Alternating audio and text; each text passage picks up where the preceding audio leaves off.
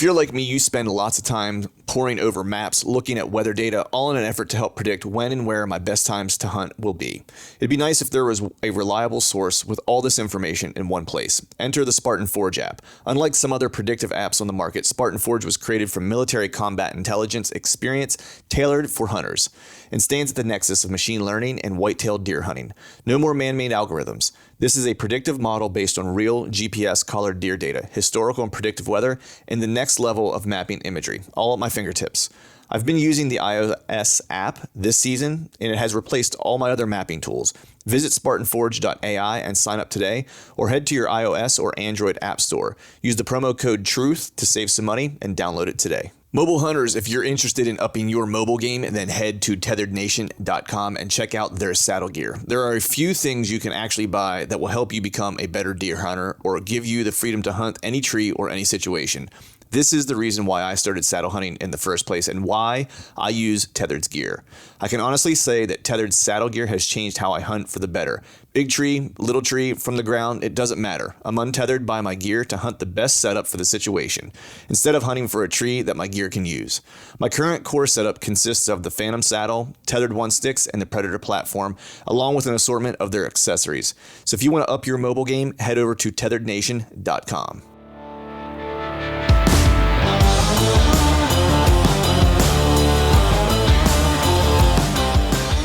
Welcome to the Truth to Understand Deer Hunting Podcast, brought to you by Spartan Forge. I'm your host, Clint Campbell, and you're listening to episode number 326.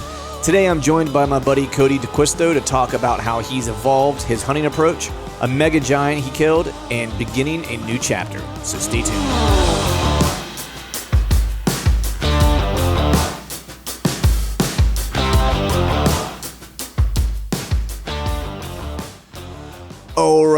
All right. What is up, everyone? Happy Wednesday to you. Hope you're doing well. Hope you are feeling fine on this early March day. Had a little, I guess, throwback to winter this past week, where we got some. If you're in the Northeast, man, you got some stuff. Some ice, some snow, a little bit of this, a little bit of that. It kind of made me have to change plans at the last minute on what I was intending to do for the weekend in terms of scouting. So we got some local stuff done, checked out a new spot that I wanted to check, pulled another camera because I was in the vicinity. And really, there's one spot that I found that I don't think that I would hunt, but I would hang a camera. A big scrape, but I feel like it's a spot that will probably see people, or at minimum, I think it's probably heavy kind of like nocturnal traffic in this particular area. And so, but I do think, it will be a great place. It's easy for me to get into to kind of check a camera or whatever. So I feel like it would be a good place to put a camera, just to kind of look at and see what inventory is in the area, and then kind of make a hunt plan. It's so thick in this particular area. It's all kind of cedar thicket and just nasty. Trying to even just walk through it was hard. I mean, you had to find like little nooks and crannies to kind of make your way through. And so before I kind of would dive all the way into that, I guess that misery of hunting that particular area, I'd want to know if there's something worth chasing in there. And I feel like I could get, the inventory of that general area at that particular scrape. And then, if something piqued my interest, then I could figure out how to kind of, chip away at the sides. Cause it's one of those areas where, I did dive into it some today and did find some sign, find some rubs or a rub line. And, but it wasn't anything that was telling me like, hey, they're bedding here necessarily or whatever. I feel like it's probably going to be more of a late October type of play is what my guess would be. But hunting the center of this thing, even just getting into like this area is hard. And so you're probably going to be forced for the most part, to kind of hunt the edges of it. And so, and that kind of, can sometimes be a crapshoot. So we'll wait and see. We'll probably hang a camera there as we get a little closer to the summer and grab some inventory there. But we're gonna go ahead and just jump into today's show. Have a cool show for you guys today. Got my buddy Cody D'Acuisto on. He hasn't been on in a little while. He's been super busy. He's of course got Lone Wolf custom gear going on. He recently launched a new apparel line, which isn't just hunting specifically. It's kind of apparel just for outdoors in general. He grew his family. He switched to traditional archery. He killed a mega giant. So there's a lot that's happened since the last time I had Cody on. We catch up on all that stuff. And we talk a little bit about how he's evolved over time and how he, I guess his approach to how he views camo, what he wears when he hunts. He's also known for hunting kind of low and why he does that. Like, it's not just, that he wanted to be different. Some of it does start there where people tell him he can't do something and then he does it anyway just to prove that he can. But then he also kind of hones his craft and starts to kind of put the pieces together as to why the certain things he's doing are actually working. So we talk a lot about that in terms of, when you are hunting low, how you kind of make sure that you're not, not being seen in terms of moving. There's different ways. I won't say different ways that deer see movement, but there's different types of movement, and we talk about that and how you kind of get away with hunting low and close quarters with some of these mature deer that he's killed over the past several years. So with that, we're going to go ahead and jump into today's show. As always, thank you all for listening. All right, folks, welcome back to another episode of the Truth in the Stand Deer Hunting Podcast, and today I have on my buddy. He's not been on in a little while. We haven't seen each other. Well, we saw each other briefly at the Harrisburg show, but I have on none other than Mr. Cody D'Acuisto. What's going on, brother? What's up, dude? It's been too long. It's been way too long, man. I know we ran into each other at the outdoor show, and that's always kind of a shit show. Like, I know you guys are like loading in. There's all kinds of people. You were swamped with people on Saturday. We dapped each other up on like Saturday morning as soon as we got there, and then you guys were just covered up in people, which is awesome. I was glad to see that whenever everyone's being busy. Yeah, those things are a grind, man. I feel like if you're not talking to somebody, you're working on something else, or I'm always trying to get caught up too on the back end. But wish we could have chatted a little bit more, but it was good seeing you. Yeah, it was good seeing you too, man. How's the family? I think, has your family grown since the last time we talked too? Probably since the last time we podcasted. Or maybe, but anyway, yeah, my family's it's complete chaos, man. I got 4 little ones, and they're all very close to each other, so it is hectic times right now, man. It definitely keeps me on my toes. I got twin boys that are 3.5 now, and they're still in that just destructive chaos phase. So right. And my girls are angels, but they're also can be a handful sometimes. But yeah, it's a full house, man. Right. So now, you think are the boys going to be? Are they going to be grown up to be like the old man and causing you headaches or what? Dude, man, it is just crazy watching them because they were born real premature, and they spent a long time in the NICU, and they've been fighting, getting back up to square one and overcoming those like deficits, right? But from the beginning of time, there's been like this crazy competitive nature between both of them. Even the thing that they suffered from was like this syndrome where one twin is taken from the other, so that's why they had to induce and all that. But so my one son, Nunzio, he is like the taker, man. He's been beating up his brother since day one, and it's just been like one of those things where I'm always trying to intervene. Like, oh man, he's either going to be really tough or really scarred. Nero, my other son, right? Right. And now you'll appreciate this with all the grappling and the wrestling you do, dude. I watch these kids, and I swear I've watched them learn how to wrestle just from every day. It's a death match, right? And right. But it's crazy going from like one kid just getting beat up to now they're like defending takedowns, and they're like sprawling back, and like dude, it's nuts. Like chokeholds, I mean, just full on MMA matches in the house. So it sounds like we've trouble. got some grapplers, and sounds like you need to get those kids into some jiu-jitsu here in the not so distant future. Dude, it would be stupid how they would thrive in that sort of scenario. Because even me, like I had siblings, but I didn't grow up like that. Like, right. I mean, it's like everything is like that's mine or this is mine, or it's a war, man.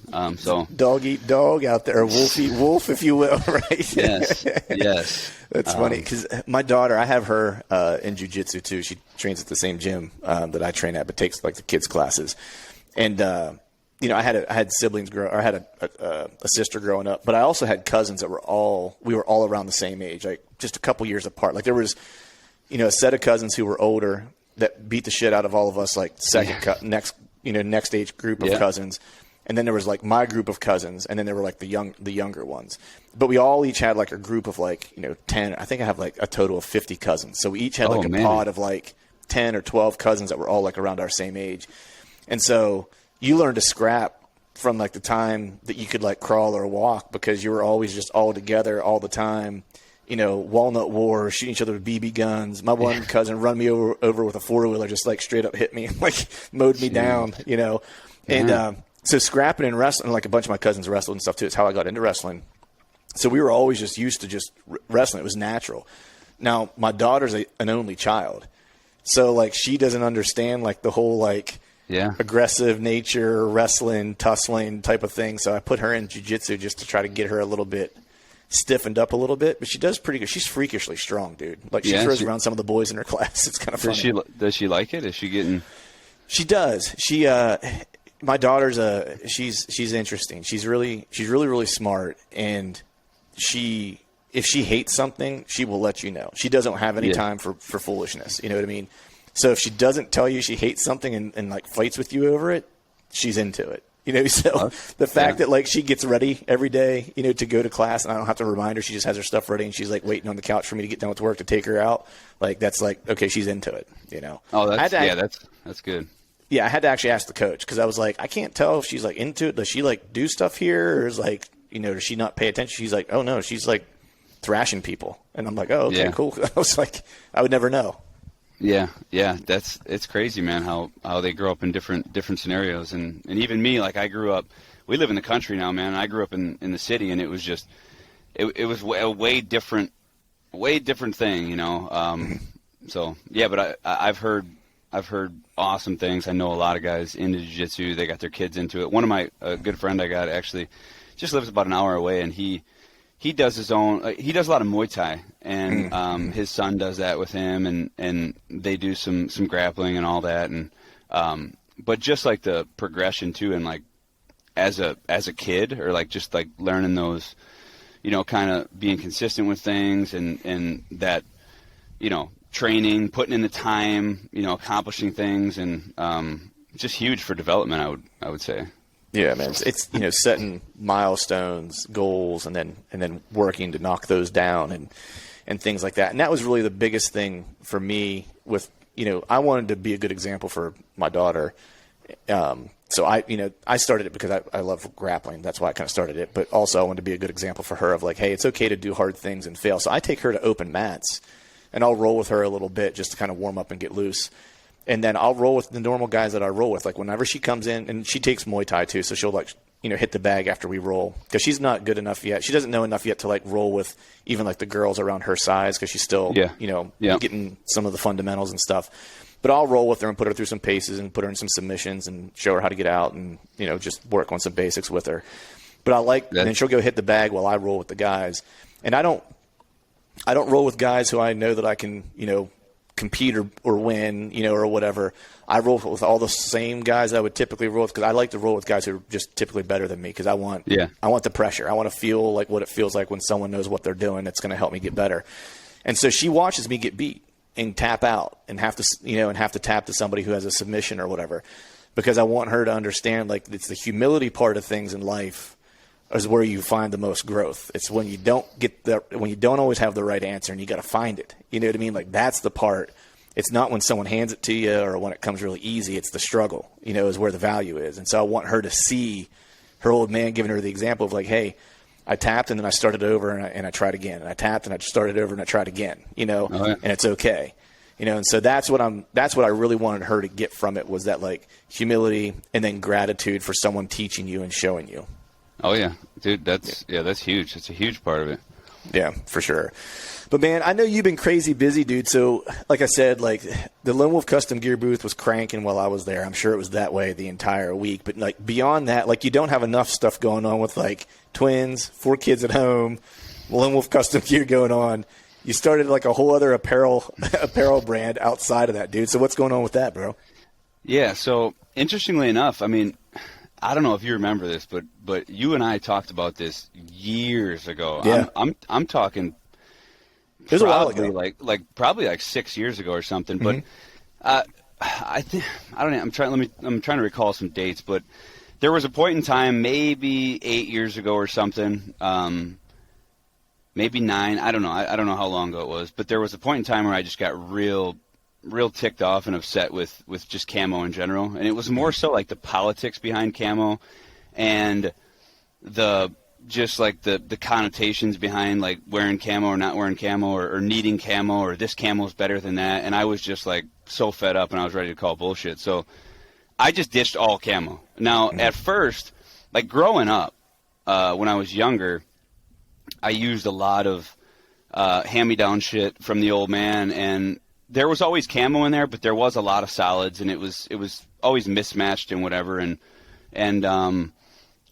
But I always like sort of wore what I had available, and then there was a period of time where I would wear a lot of camo, and I would had to be, I had to match and whatever, and just when you get into it, so I got I came to a point where I got fed up with that, and I just began to not worry about it, and then even then, not worrying about it, I would have like, let's say I was wearing like a Sitka hat, or I've never owned a piece of Sitka, but I'm just using that for an example, or let's say a Realtree hat, and then a pair of mossy oak pants.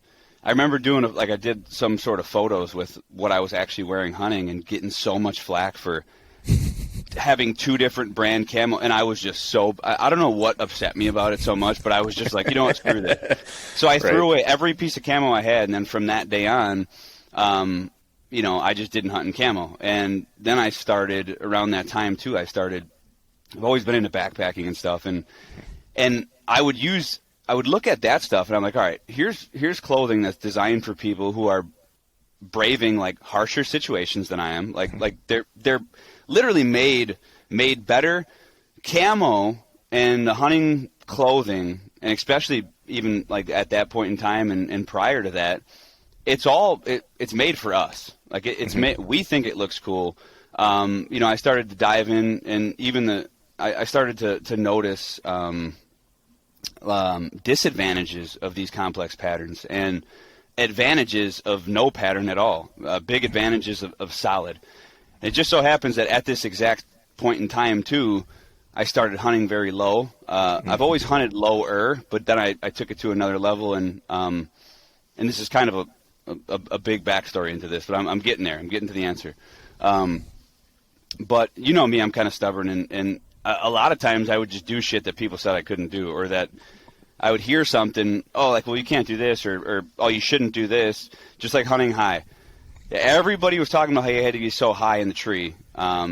Everybody's talking about how you need the camo, you need this, and the camo's got to match, and oh, well, this camo's better. Oh, they released a new camo pattern. So then I just kind of, at first just started just gravitating away from what everybody else was doing. Well, then I started to see success, big success in hunting low, and I was always a pretty consistent killer, but getting more efficient. I had a couple three buck seasons in 3 different states, and just really hammering it hard and wearing not a stitch of camo. I went from that to actually, then I started testing the waters, and I started wearing more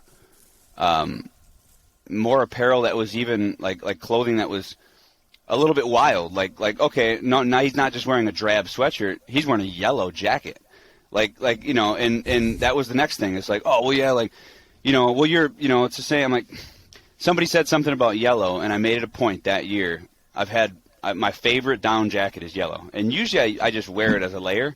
I ended up killing, I think it was like 171 inches with a yellow jacket on as my exterior, 8 feet off the ground, and I'm like, that's where I started to try and tell people and preach this idea and this concept of, it's not about what you wear.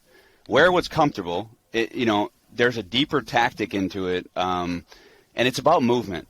Deer do not see colors. Deer are colorblind. They say they can see yellow and blue. That's what they say. And I'm not too versed in all that or whatever, but all I know this, I've seen guys, we've all seen old timers kill deer in bright color clothing or red flannels or whatever. I mean, people walk around in orange jumpsuits in November and kill deer. I mean, so it's not that crazy to think about. But for some reason, when you talk about ditching camo and wearing a yellow jacket, and then it always gravitates to where, oh, well, you're in Iowa or you're in Wisconsin. Oh, you're in the Midwest. You can't do that in South Carolina. Can't do that in Pennsylvania. You can't do that in Alabama. So then I started strategically, guys that I was close to, I started educating them on this concept, and I started helping them out with their setups and getting them lower.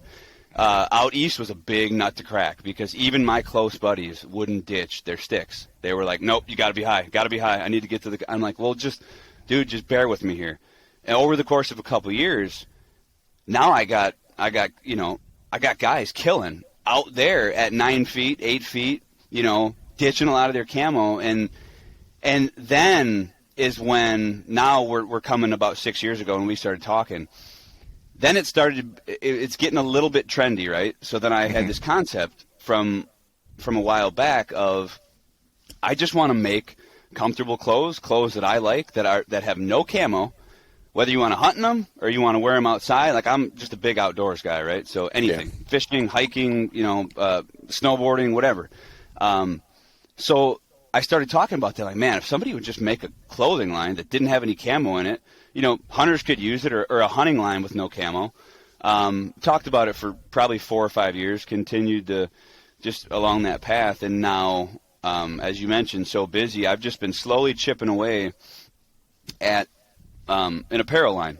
So I just finally launched one flannel this year, and I wouldn't even call it a launch because I got it late. So it was late, just like I'm always late. But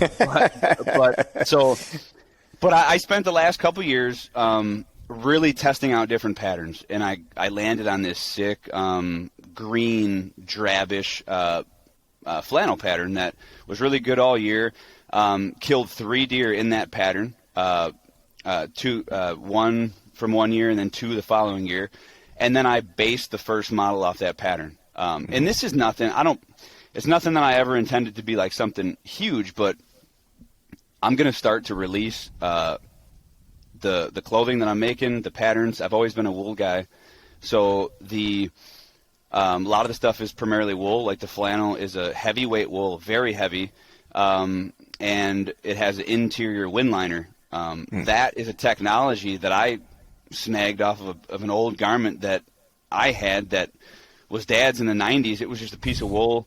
I can't remember who made it, but they had this badass membrane inside the wool, and the combination was like perfect, right? Because you had the warmth of the wool, you had the weather stuff, you didn't hold that scent or anything, but then you had that wind stop. So I made this flannel based off of that.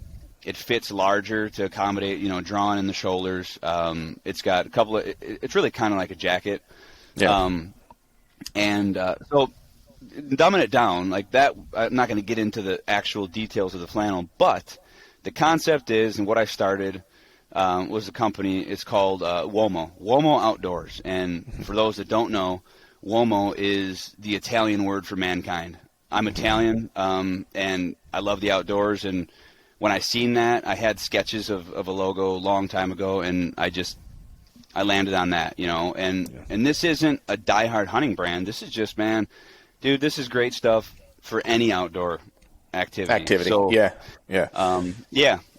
so that's what that is. And I plan by next fall having, it's getting a little diverse now. I mean, I got,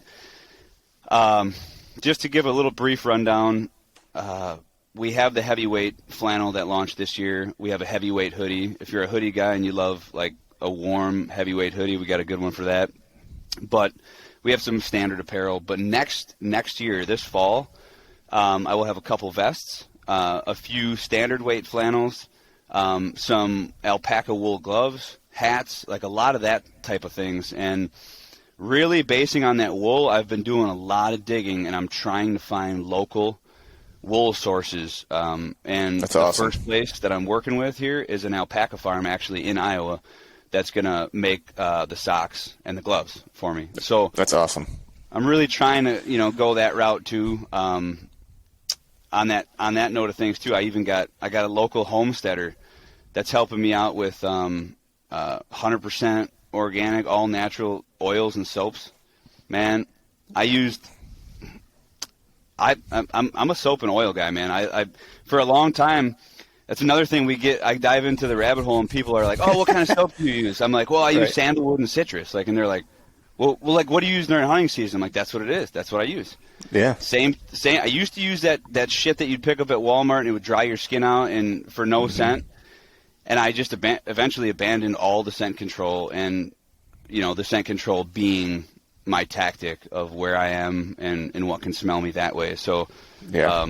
But yeah, man, it's just that's a rabbit hole we don't have to dive deeper into. But yeah, dude, I was stoked whenever I saw you launch it, because I was recalling the conversations that we were having, however many years ago that was, where we were kind of kicking around the ideas and stuff. And I know for me personally, once I kind of got to know you years ago or whatever, and we started talking and chopping it up, like I started hunting lower, certainly. You know what I mean? Like I don't know. I think, whenever you and I talked, like, what kind of landed for me at that moment was really, why am I climbing past first cover?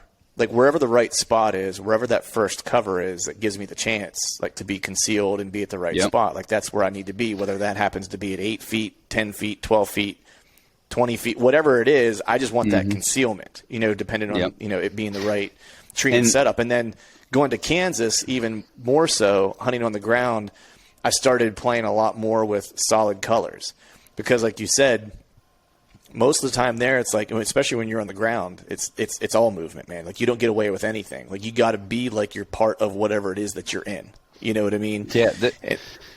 The thing that people don't understand is, even when you talk about movement, and I talk about this a lot at the road shows, it's like I might tell a guy it's about movement, and he's thinking in his mind, well, I don't move. I'm a still guy. Well, when you start to put yourself at certain heights with certain backdrops, the slightest sway in your body is going to change whatever's coming through. You ever been? I use this example. You ever been? Just think about if you're sitting in the timber and all of a sudden you're just watching. You don't see anything, but all of a sudden an antler gets a glare of sun off of it, and you're like, boom, right there. Like you know what I mean? Like that was like same. This sun didn't move, but like all of a sudden it was the thing that passed in front of it. It shot a quick glare, and it's like, bang, there he is. It's the same. That's the same concept of what I use, except I use it like this. Like when you're, man. Actually, now I forgot it. Like it's like catching. I was gonna say it's like catching the sun through, like you said, you're sitting still, and then the sun moves through a crack in the timber, and all of a sudden it blinds you, or it just moves to or let's say you move back 3 inches, or you're driving in your car and you're fine, and then you move back, and all of a sudden now the sun is squeaking through one little crack in the window, and it's blinding you. Like it literally, you went from being absolutely nothing to being blinded. That same thing can happen with the backdrop. Now, maybe not to that point, but think about an animal who's working his way through, and that movement, or you let that light in, or that backdrop, or that skylight or whatever, those little changes can make a big difference, I think, in the eyes of a whitetail, which I think lower you can get. And that's the thing too, like you said, where are you going to have your best strategic advantage? Not, well, I need to get 20 feet. Because there's so many things in hunting that it came from people who were just talking to talk and didn't know what they were talking about. But it's like all these things, like these taboo things that they've talked about. And one thing was always, well, you got to be 20 feet is how high you should be in a tree stand. I don't know where that came from. I assume it was because all the tree stand manufacturers. There was some guy in some town somewhere that killed a really big deer, and he was like, I killed him at 20 feet, and all of a sudden everyone was like, by God, you got to be 20 feet. Like, it's probably the way that stupid stuff happens. You know what I mean? It's like, it kind of – it's funny you talk about movement in that way, because I got away with being – like in Kansas, I came out of this draw, and like there was a deer I watched a couple of days before. I ended up catching back up to him. He's a big deer, like, I don't know, it's he's in the 150s-ish. And I I knew where he wanted to be because he was cutting does out, and I watched him cut a doe out. Long story short was that he took her to breeder. I knew he probably wouldn't be back for a couple days, you know, and I kind of watched to see if I could pick him back up somewhere bedded, just never saw him. And I was like, the last day of the hunt, I was like, that should be about the day he comes off that deer. So I crawled up this draw to where I typically had seen him before. We just so happened to get to the same tree at the same time. Moral of the story was I didn't kill him, but he was actually standing at the tree I was trying to get to that I wanted to brush in under. And he couldn't see me, and we had a stare off for like 20 minutes because I was coming out of the draw with all the dark behind me, you know, because it was like just cracking daylight. And he was up at the top of this little knoll where I could see him being silhouetted. And so he was all snort wheezing, pissed off, fired up because he thought I was just another buck coming up because he had no clue who I was. And there was another buck that was like maybe 40 yards to my right that he was grunting at and snort wheezing at. And he had no clue that I was there, but it was because, to your point, it's like I had the light advantage at that point, right? Like even though I was on the ground with him, only 25 yards away from him, couldn't shoot, I could see him, but he couldn't see me. You know, and I was that close, and I was literally standing out in the middle of nothing. I was in a ghillie jacket, but it was just CRP and like a bunch of little Charlie Brown Christmas trees, and that was it. Oh yeah, you know. Yeah, there's. I look at cover in numerous different fashions too. Like, it seems to be, you got a couple camps of people, camps that they think that hunting low will never work where they are. Like they're just stubborn to it. They insist, oh, that doesn't work. And I asked, well, have you ever tried it? Well, no. Or some people have tried it, and they tried it once, and then it didn't work out for them. And then, oh, okay, of course it doesn't work because it didn't happen the first time. It didn't work the one time you tried it. Right. So then you get another camp that says, oh, I get that. Yep, it's all about cover, which is true in a sense. And that's where, you know, if you rewind maybe about 5 years or so ago, because I was the same way. When I first started going down, it was like getting my feet wet. It was like, well, I always had more cover. I've always gravitated lower the later it went. You know, as the leaves came off, I'd get lower and lower and lower. But so, and I'd use this cover. But when I realized it was about movement, that's when there's cover where even you don't think there's cover. And so people are like, oh, well, yeah, like that'd be great, especially guys out in PA. Well, that'd be great if I had thick apple trees and hedge trees to hunt on like you do, and I had cover down low. Like there's no cover till I said, okay, I get you, but riddle me this once, you know, even in a complete open timber, you know, there's the lower you go, the more ground, like you can actually start to use the ground as cover. Like even if there's no limbs, the ground is backdrop. So the one thing I avoid at all cost is being skylit. So that's one. So yes.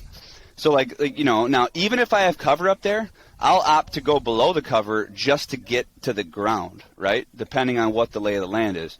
You know, so if you get that ground, what people don't realize is that ground eliminates that high profile movement, right? Yeah. And then, you know, when I correlate, you know, so then I started to experiment with this, and I was like, you know what? Fuck this. I'm not doing any I'm hunting in just bare trees because like I said, it seemed like every time I would just give somebody an option, because the thing is, like, man, I don't give a shit if you think everything I say is bullshit. But for the people right. For the people who ask me, I'm like, oh, well, this is what I do. But what really chaps my ass is when somebody asks me, I tell them, and then they're like, oh yeah, well, that doesn't work where I'm at. Yeah, I'm like, okay, all right, well, just keep doing what you're doing then. So, but what I'm getting at, so then I started experimenting, right? So just like I did with the camo, just like I did with the height, and I remember the first time I ever, I remember I had this buck pinned down in an open. He was heading way out in this open field, and there was this tiny little hedgerow, and that's all there was trees with absolutely no branches. You know, they were about, you know, maybe 3 or 4 inches in diameter, but there was one that was about maybe 8, right? Just like a telephone pole. And I remember thinking to myself, like, I looked at that prior in the year and would have wanted to hunt it, but I'm like, there's just not enough cover. You know, I'd just be too, well, how this worked is the land rolled up like this, right? And then it dipped down, and then it came up halfway, and this is where those trees were, right? So I started to look at it, and I walked up to the top of the hill where the trail was, and I looked down, and I made sure I took note at the tree where the skyline started and where it ended. And even though there wasn't a damn branch, I got below that, right? And I knew. I was like, if I, so I just get below that and let me sit still. And now I've always, I usually kill deer sitting down because of movement. That's another thing people ask me. Well, why do you always sit down? It's because movement. I don't care who you are, what you say. You are more still if you're sitting because you're eliminating half of your body. When you stand, you're prone to move. Even guys who are super still, freakishly still, military guys even, you're more prone to move if you're standing, right? It's math. You take half. Anyway, so I'm sitting down, and I remember I'm just sitting still, and I'm my goal is to, when the buck gets there, to do the least amount of movement as humanly possible to get him killed, right? So I'm sitting there about hour to dark. I'm sitting there just froze solid, and that buck, I can just see the tips of his rack coming up on that hill. And I'm just like, oh, shit, there he is. I can see the tips of his tine, and they go down, like he's browsing in the field or whatever, and then he comes back up. And I'm like, oh, shit, you better just – so I'm just getting ready. I'm inching a little bit this way, like before I can see him, and then I just get still, right? That buck crested that hill and started coming, and he was probably about – when he crested that hill, he was 35 yards, completely eye level with me. I mean, and was just neck, just bowled out. As soon as he got to the top of the hill, he was, boom, locked on. And I was melting because I was like, he sees me. He's freaking eyeballing me. He's trying to get me to move, whatever. Like he's just, I thought he picked me out instantly. And I was like, oh my God, this is the stupidest idea. I should have did this. I should have set up on the backside of the tree, whatever. But I played it out, and I'm like, just be still, just be still.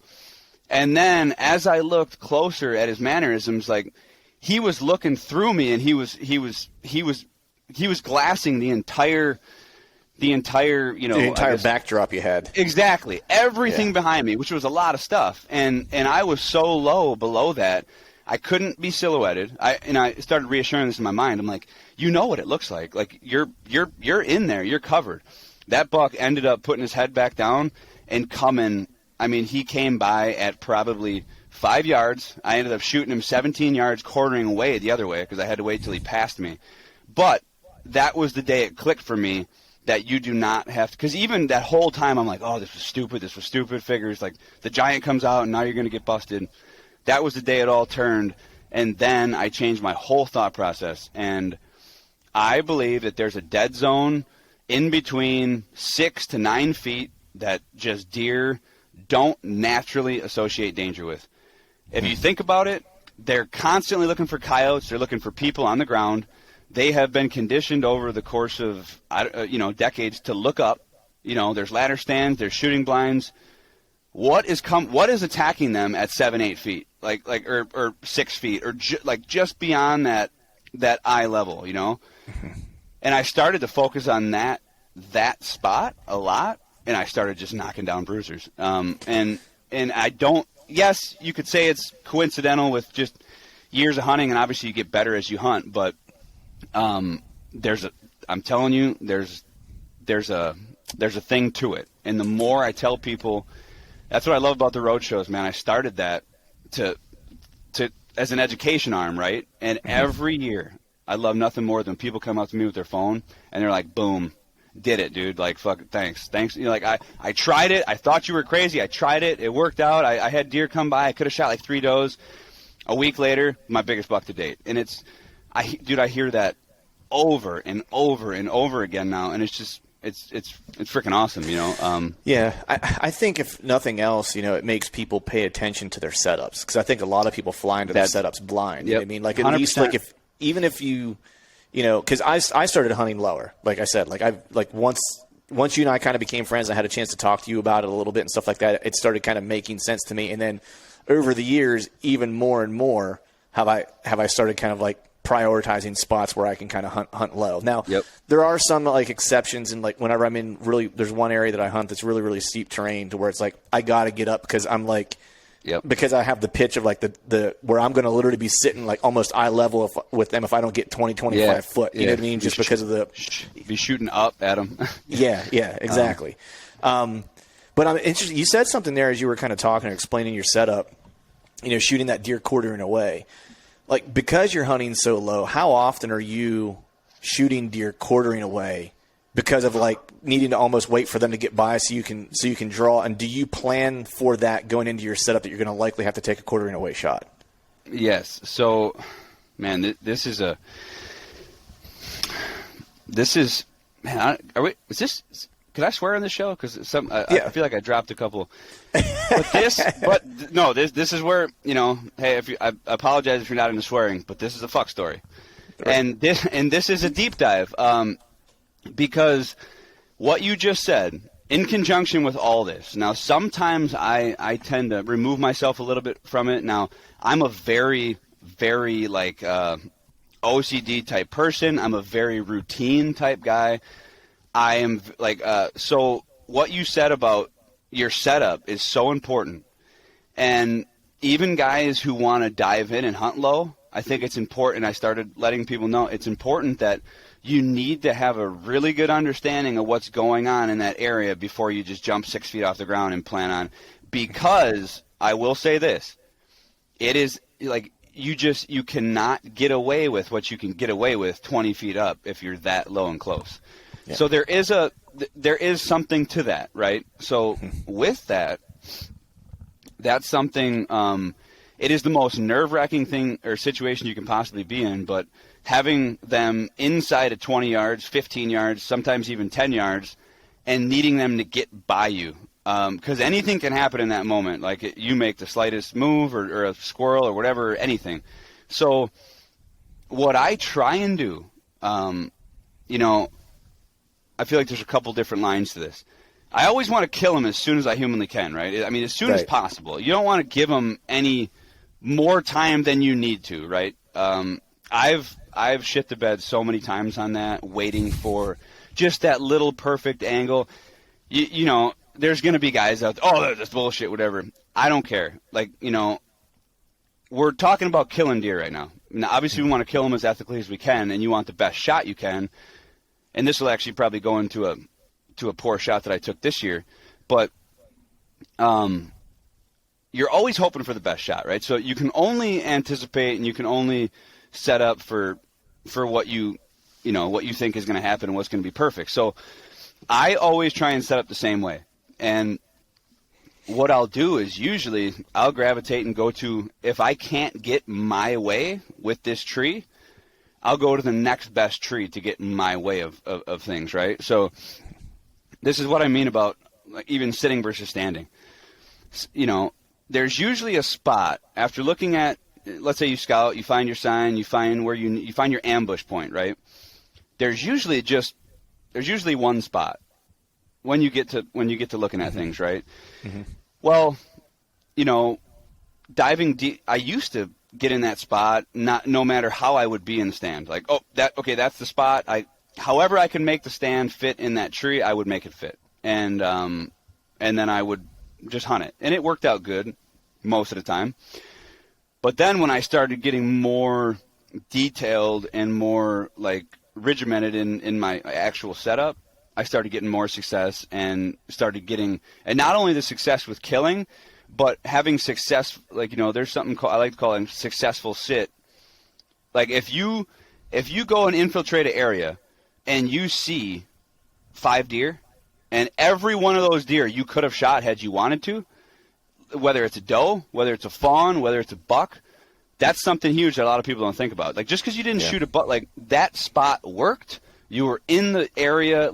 Those things should be securing or should be amping your confidence up, right? Just because the slammer didn't come through doesn't really mean anything if it was working, right? So what I noticed is the more regimented I'd get, I'd start planning for everything, right? And just making sure I was invincible. So I like a seated shot over the left knee, and yes, I like the quartering away shot because I don't think there's any better than quartering away. You shoot them center mass, quartering away, they're not going anywhere. Obviously I'll take a broadside shot. I learned years back I'll never take a frontal shot again. I'm just not a fan of them. I've heard too many horror stories over the course of my life, and the people I know, the people I've talked to, the deer I've tracked for myself, the deer I've lost, the deer I've helped people track, the deer we've lost, the deer we've recovered. dude, frontal shots. I mean, I know somebody's going to be out there like, oh, Levi Morgan shot one through the chest this year. Like, you don't know what you're talking about. I don't care, man. If you're going to play those odds, you're going to end up a sad dude. I'm telling you. So yes, on the ground's a different story. When you're elevated and when they're close, like got to think about all those things. So yes, most of the time I find myself being able to tie into that trail with the wind, and a lot of times they got to come past me. I got handcuffed a couple times this year because it didn't work out that way, and I had to shoot them prior to them getting past me, which sucks. But I don't know if that answers the question, but yes, I think you should be thinking about how the deer is going to be facing when you shoot them, definitely. Yeah. No, I mean, I think you covered it, man, because, I mean, what we were really talking about was, like, your preferred setup, and, like, the way you set up is, like, I think it's interesting that you mentioned that you will hunt a different tree if it gives you what you want, even if it's not the tree. Like, that's a lot different than what you hear a lot of people talk about, because they're all about that one tree. And I've kind of found that to where it's like, dude, I've almost abandoned spots because I didn't have the one tree, but then ended up sitting, like, there's a spot like that this year. So the past 2 years, I've had my best encounters in PA in this one particular spot and this one particular tree. There's another tree I could get into, and it's probably the tree, but it's just, it's a shit awful setup to try to take a shot. You know what I mean? But it's like, I'd be closer and I'd probably be dead money in the chips, but the shot opportunity is dicey. You know what I mean? You know deep down that it seems better, but it's probably not really better. Like if you really look at it all on paper, right, or weigh the odds. And I feel like if you're a guy that's getting after it in any fashion, you're gonna get into that situation a lot. And I think I'll say, man, I fell victim to it. It's tempting. It's so tempting. And hindsight's always 20/20. And normally, what happens is you get in that tree and you don't execute, and or you can't execute, or you get screwed. And it sucks. I mean, I failed to follow my gut, on one particular hunt this year. I'm sorry. I failed to follow my gut in one particular hunt this year. Well, while I was in Kansas, it was a ground setup. I didn't want to be backlit, so I wanted some back cover. I walked by the spot, and the spot I walked by, I was like, oh, man, this would be the perfect spot. And I was like, I'm probably going to be backlit too much. So I was like, let me go over, sit in front of this locust tree that has these saplings in front of it. And I've told this story before, so I'll make it quick. But more of the story was that if a buck came out from behind these cedars, if he went straight back into this winter wheat field, I had a 30-yardish shot sitting down, right? If he came to his left and wrapped around those cedars, there was like 2 rows of cedars, then that was going to be the closer shot, but it was going to be tougher because I was going to have to draw and stand at the same time to get up over the saplings that were in front of me. Well, as luck would have it, he did exactly what I didn't want him to do, which was like make that turn, and it was at like 15 yards. I stood and drew, and when I did, my broadhead caught a small twig on one of the saplings in front of me and bounced. He heard it, snapped his head around, and was gone. In hindsight, I went back and I looked at the first spot that I was like, this is the spot I need to be in. And I sat down in it, and I was like, oh, my God, I'm completely covered. Like, he's got nothing. You know what I mean? And I was only it was like an 8-foot embankment. You know what I mean? And it was one of those things where I should have trusted my gut. Like, I knew which spot was the right spot, even though the other spot technically from like a cover, blah, blah, blah perspective was the better spot, like the ideal spot, like on paper. Yeah. The spot that my gut told me was the right one was actually the killing spot, Yeah, and that's that's another thing that I want to emphasize with that, because I say, I always preach like even your setup being important, your equipment, because you don't want to have to search for a tree, right? You want to be in the tree. Now, also, I do think the more you look at it and the more you analyze the situation, there's a lot of the trees. Like there's a lot of those. It's just a matter of what you can get to, what you can get away with, and how efficiently you can get to them, right? So because you might find that money spot in your head that you're getting all tingly about, and oh yeah, this is where. But realistically, when you think about a deer's pattern, right, and depending on where you're hunting, that deer could be traveling. I know I'll use a couple of years ago an example.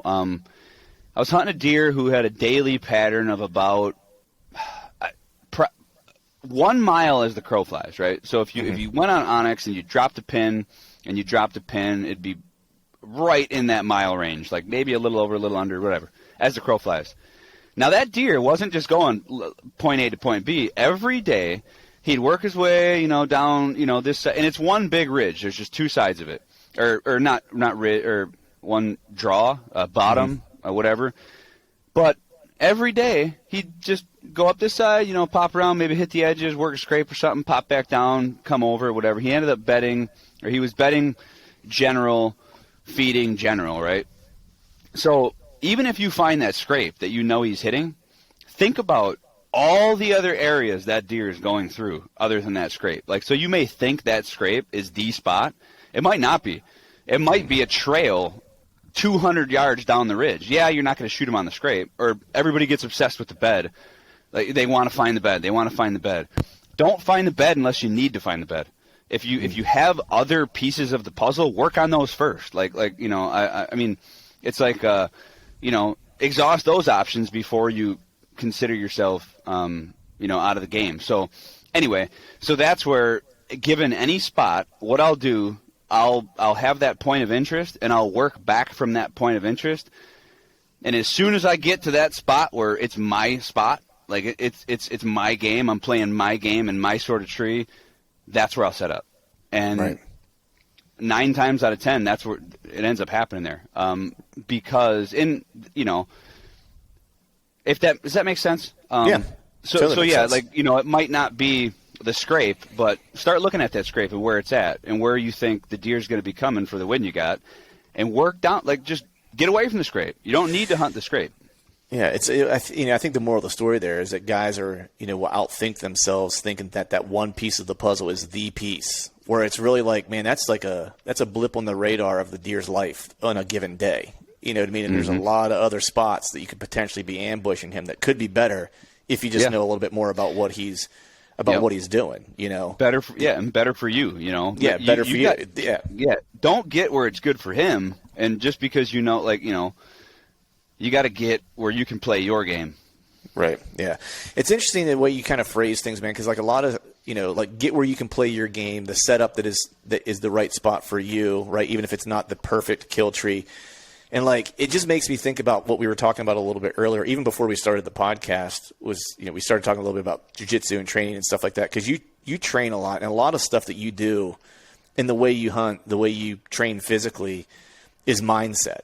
And I almost see this evolution, because I've known you for a little while. It's I've almost see this evolution of you that has been less the deer hunter and more the mindset. And the mindset that you've kind of trained yourself with is just naturally kind of spilling over into how you bow hunt and upping your game there. Is there any truth to that? Yeah, 100%. I think, man, it's crazy because I've always wanted to dive more into this. But I feel like a lot of hunters aren't looking for that, but I think they would appreciate it. Or it's weird because I get it from some people who are into fitness, who are into a certain sport, or who are just naturally competitive by nature, or just have a working mind, or just I guess driven in some way, shape, or form. They understand it and how it can coincide, but. Yes, I think that training, is probably the single most important advantage there is. I mean, nothing goes aside from, you can go out and you can be really good in the woods, or you can hunt every couple weeks and learn what you can in that day, but until you start taking it seriously, like you would have to a training regimen, and really start pushing yourself, I think it definitely expands that. Mm-hmm. But more so, I don't mean that. I've always said this too, because dude, being strong doesn't help you deer hunt. I was just gonna say that it's not the strength and it's not the fitness. It's the willing. It's the evolution. It's the evolution that having a consistent training regimen creates, right? It's because you're not ever looking for the destination. You're only ever looking for the evolution, right? And And you can tell me if this is accurate. But I mean, aside from getting into a bunch of street fights back in the day, when I was a younger kid, I've never, I was always a scrapper. I've never trained in a fighting fashion and went through a camp, right? Mm-hmm. But coming from a bodybuilding background, I always correlated to this. And anybody I know who's done who's trained competitively for bodybuilding, right, went through the entire cycle, right? Like whether that was whatever coach you had, however long that prep was, if it was 15 weeks, if it was whatever, and you put the blinders on and you did it, right? And odds are before you took that leap, you probably trained for 5 years. For 10 years, maybe 3 years, whatever. Maybe you got good genetics, but regardless, you found yourself in the gym. You found yourself hitting the weights repeatedly because you wanted to change your body. Then you changed your body so much that you were like, you know what? I want to go up and stand against other motherfuckers who changed their bodies and beat them. So you decided to take that to dive into there. So now and then you committed to this show prep, right? That freaking grind that you go through. Only people who have been through it and who have done it right know what that is. And even you see guys at the top level, top peak athletes, Mr. Olympia, talking about how they were bawling their eyes out 2 weeks before the show. Like they could barely take it, and it's such a mental leap, right, to go through that. To have your buddies eating pizza in front of you and not you don't get it. I always say, like, you want to know what hard is? What's your favorite thing? And whatever that may be, deprive yourself of that. That'll harden you up real quick. Like, so like, and I'm not talking about food. I'm talking about anything, right? Your favorite, if your favorite thing's to hunt, all right, take a year off. See if you can mentally do that. See if you could mentally stay out of the woods for an entire year. And like that right there is a thing. So anyway, so back to what I'm saying, right? So that mental hardening and that mindset and that commitment of seeing something through is how I try and enter every season. I try and enter every season like it's a show prep, like it's a camp. There's no options. It's like it's like when I started diet, I'm not like, well, yeah, everyone. Like, you don't ask me, oh, hey, are you been strict on your diet? Did you have, dude? I won't fucking eat a damn Hershey Kiss this big, a little chocolate chip if I got my mind right. And that's just the way I am. Like, so I think the more you can do that, and the same goes for, and I'm sure on a fight camp. Like, when you go into that, like, your mind's got to be right. You're training for X amount of weeks. You got to clean up your diet. You can't be fucking off. You can't be getting drunk every night. Like, whatever. You're doing what it takes to win. And that repetitive, and odds are during that point, there's going to be some time, even though you're focused and even though you're driven, there will be a time where you don't want to do it. Oh, like, yeah. I mean, even the most hardcore dudes, the most mentally tough guys out there, I guarantee you there are plenty of days where they don't want to do that shit. But the difference between them and somebody else is they still do it. Yeah, and a lot of it comes down to like being scared that you're gonna do all this work and you're gonna fail, you're gonna lose, or whatever the case is, right? Like that's a lot of what it is. It's like you're willing to be, you're willing to be broken and be a quitter just so you don't have to label yourself as not being able to stack up. When that's the absolute worst outcome, is to just not go see. You know what I mean? Because it's like that's the biggest thing for me. Like I took away that I've been taking away from like why I love jiu-jitsu as much as I do. It's been a nice thing for me to kind of pair with hunting, because there's a lot of strategy in jiu-jitsu, which I'm new at. So it's like I'm still learning that, but I can see the strategy. You're laying traps. We need to rely on your game, right? Like you develop your game. You don't develop your game based on what someone else does. You don't compare yourself to somebody else. You only ever look at the journey you're on.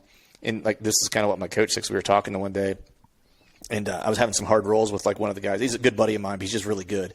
He beats my ass every time. And jiu-jitsu is one of those things too. It's like the guys that are ahead of me, I'll likely never catch them, because it's a journey and a time commitment thing where it's like if they've got 2 years on you, you'll never make up that 2 years unless they stop going. You know what I mean? It's like, and his advice to me basically was like, don't compare, like test yourself against him. but don't compare yourself to those guys. Like, compare yourself to Clint 6 months ago. Could you kick his ass? Could you kick Clint's ass from 3 weeks ago?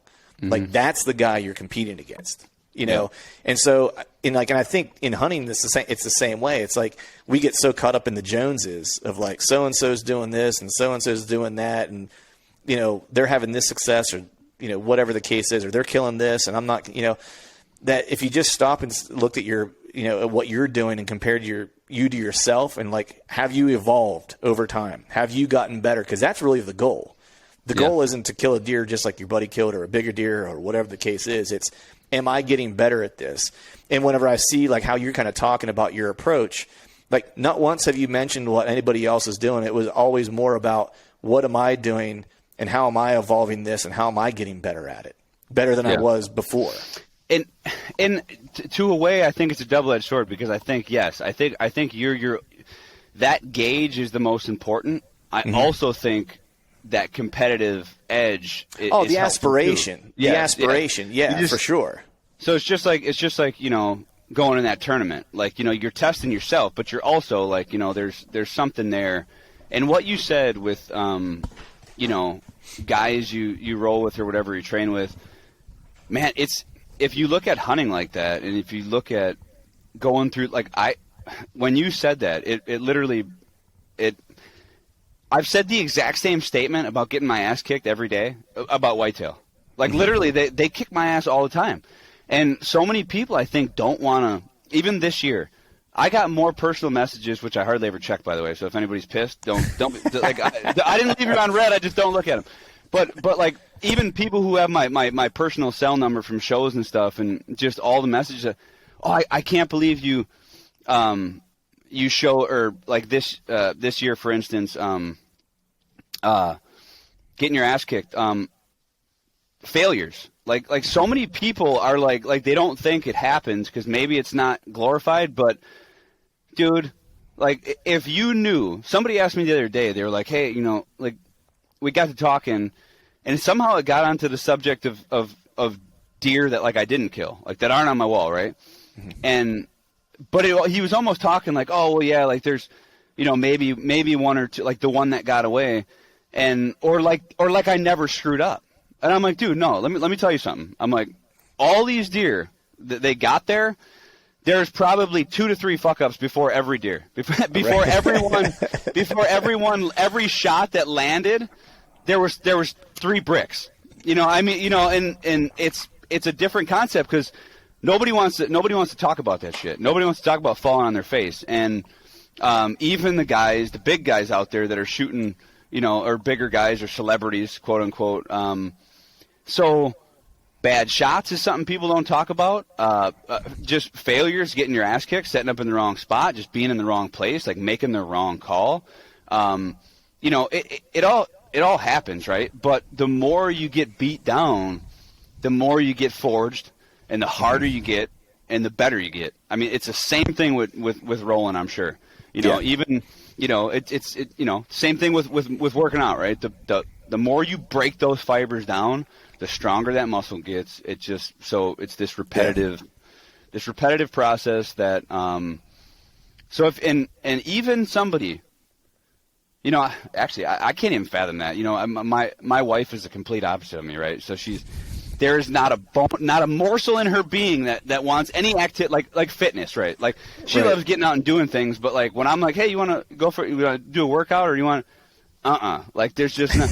And so some people are different, so it's hard for me to, to take that. But I like to think like, if even somebody like that, if you could show them that you could light that spark of some sort of repetition and building of that sort, it would I'm talking now a hunter, but like it would amplify in your hunting game for sure. 100%. I mean, and the person has to be willing to evolve. That's the biggest thing. It's like they have to seek that desire to like be better than they were the day before, because that's like for me, like that's what rolling does. It's like, especially when I'm rolling with guys that are better than me, or if you go to a competition, because when you're rolling at the gym, it's like if you get beat, you just start over, right? Because you're training, But when you go to a competition, it's a one-shot deal. Like you tap, you're done, right? And so it's a higher stakes game, and it really kind of illuminated, at least for me, my first tournament, it's like it illuminated the areas that like were places where I'm like, I have strengths, but it certainly shined a light on the areas that I'm deficient,